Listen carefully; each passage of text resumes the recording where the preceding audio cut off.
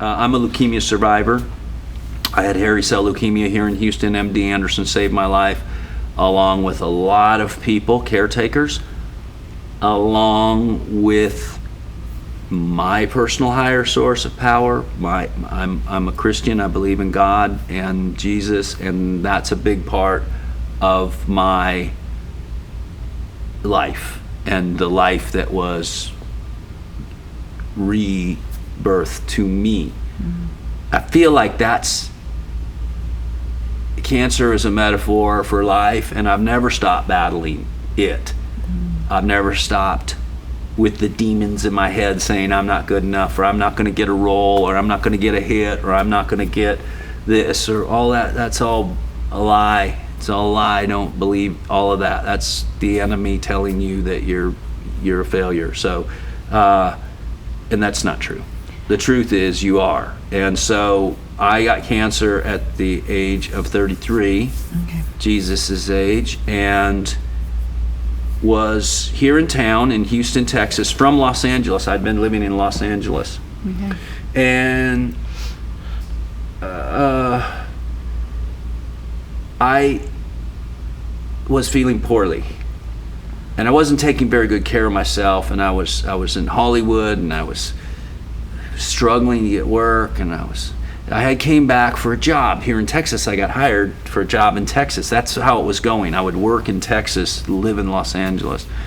And I came back and I was not well. I had a terrible hack, and I was thin and frail and jaundiced. I was yellow. And my friend who I was staying with recognized and said, you're and he wasn't some nervous Nelly, he's a dude.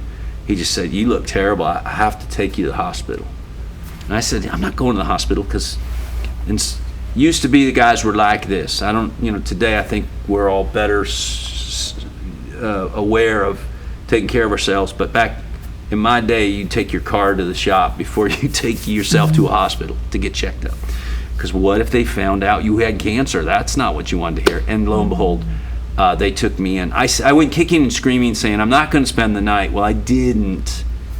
I spent 8 months trying to 8 months? survive. Yeah, fighting for my life in cancer. And I was so sick with things like pneumonia and liver failure and kidney failure and all manner of things besides cancer. They couldn't even get me healthy enough to start treating the cancer. And so it took them a long time to put weight on me and all this stuff that I had experienced. And so what's a great lesson to that is I never know whether to lead with this or end with it, but at some point it's going to come in the middle. When you're healthy, you have a million dreams. When you're unhealthy, you have one dream. And so that was the thing. So I was so sick, I didn't know how sick I was. My parents were brought in to say goodbye. Last rites were given. It was really desperate. And I remember a guy coming into my room, and so often when you're in that state, people are in and out of your rooms, from nurses to doctors to different specialists, and then they send around this group called Cancer Care, and they just have people that come in and talk to you. And this is where we get to the good stuff. This man comes in, and he's dressed in black, and it's a beautiful February Houston day, and the sun's bouncing through the window, and he said, I hear you're struggling. I'm like, yeah, I don't think I'm doing very well. He said, it's all right. He said, are you ready? And I said, yeah, not sure what he meant, but I assumed he was talking about that I'd be leaving soon. And he said, how you fixed for later on, the afterlife? It's so funny, he didn't say any of it, but I took him to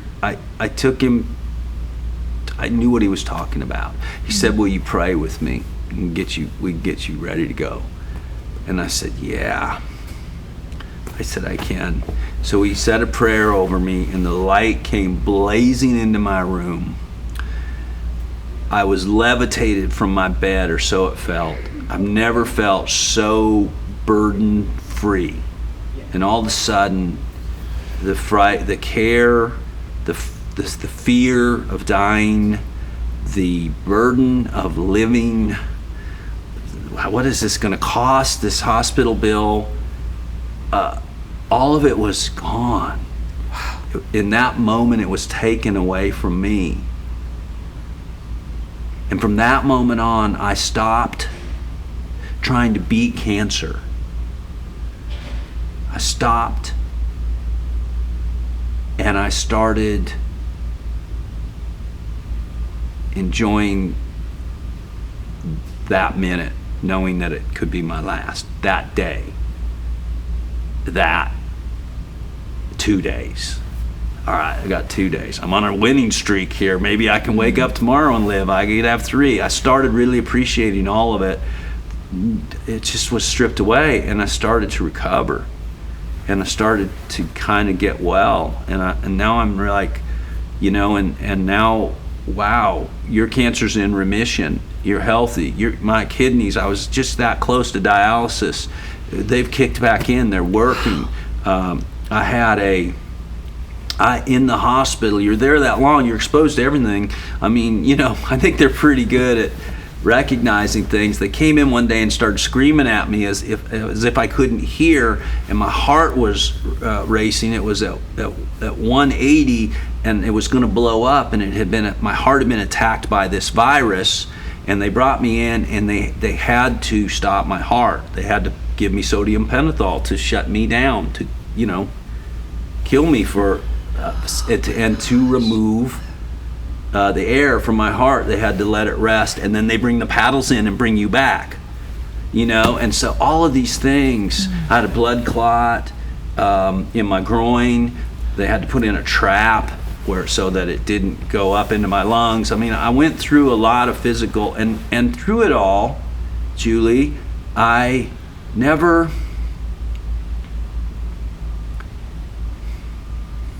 you know, I'm a physical guy, and I like working out. You're a physical person, you like working out, and somewhere I was given the gift of observation, and I recognized I'm not going to be able to jog 2 miles and get rid of cancer.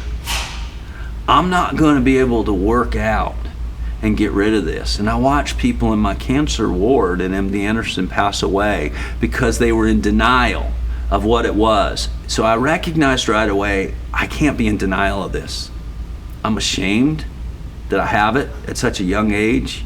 I'm ashamed that I'm putting everyone who loves me through this. You were ashamed? I was ashamed of it. I thought that I was worthless to be in this situation. But did you think you brought it on somehow? Oh, absolutely, I brought it on. Oh, absolutely, I brought it on. How? Through that level of competitiveness, through that level of I'll show you, I'll show the world, through that level of I'm going to win. It's no way to live, I think.